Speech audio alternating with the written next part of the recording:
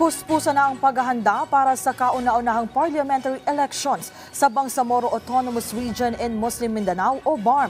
Yan ang sentro ng balita ni Luisa Erispe.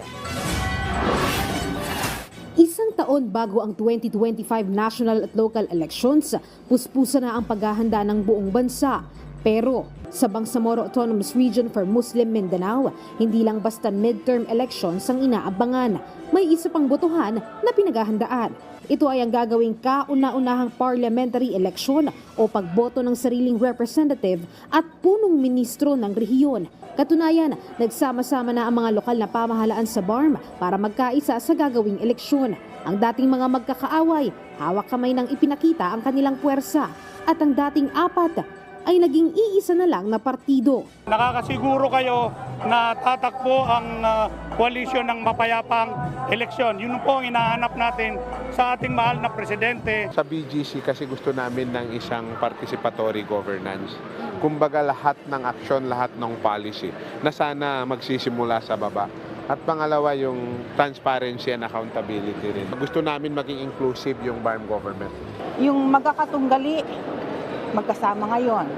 Yung dati magkatunggali, magkaibigan ngayon. So magkasama ngayon sa coalition. Ibig sabihin, itong mga leaders na ito, kailangan natin ng pagbabago at gusto natin na maramdaman ng bawat mamamayan. Ayon naman sa local government ng Holo-Sulu, kaya naman sila nagkaisa at binuo ang Bangsamoro Grand Coalition, hindi lang dahil sa puwersang politikal. Iisa lang ang gusto nila, makapagsimula ng sariling gobyerno ang rehiyon. Gusto rin nilang patunayan na hindi magiging magulo ang eleksyon sa susunod na taon. Inimbita pa nga nila si ACT-CIS Party List Representative Erwin Tulfo para patunayang kapayapaan ang gusto nila sa rehiyon. Yung mga taong bayan nagkakaisa na gustong-gusto nila ng peace. Kaya ngayon ay ganado rin ako na kunin ng pagka-Chief Minister. Hindi na namin iniisip ang sarili namin kung hindi yung generations and generations to come. Lalong-lalo na yung edukasyon.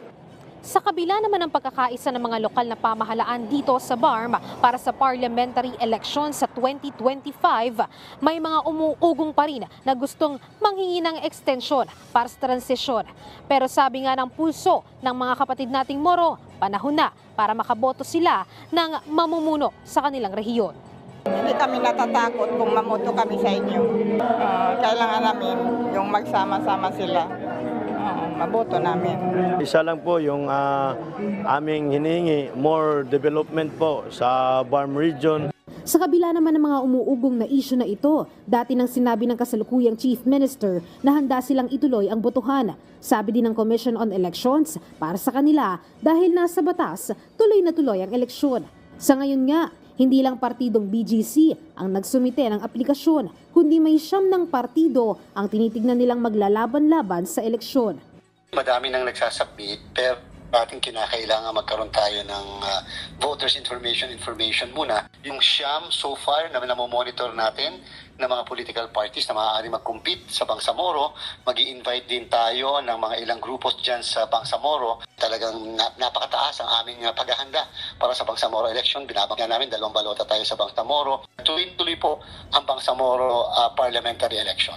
Ang parliamentary election sa BARM ay nakatakdang isagawa sa May 12, 2025, kasabay ng midterm elections. Sabi ng COMELEC, sa susunod na buwan, magsisimula na silang magsagawa ng voter education sa BARM para sa gagawing eleksyon. Luisa Erispe, para sa Pambansang TV, sa Bagong Pilipinas.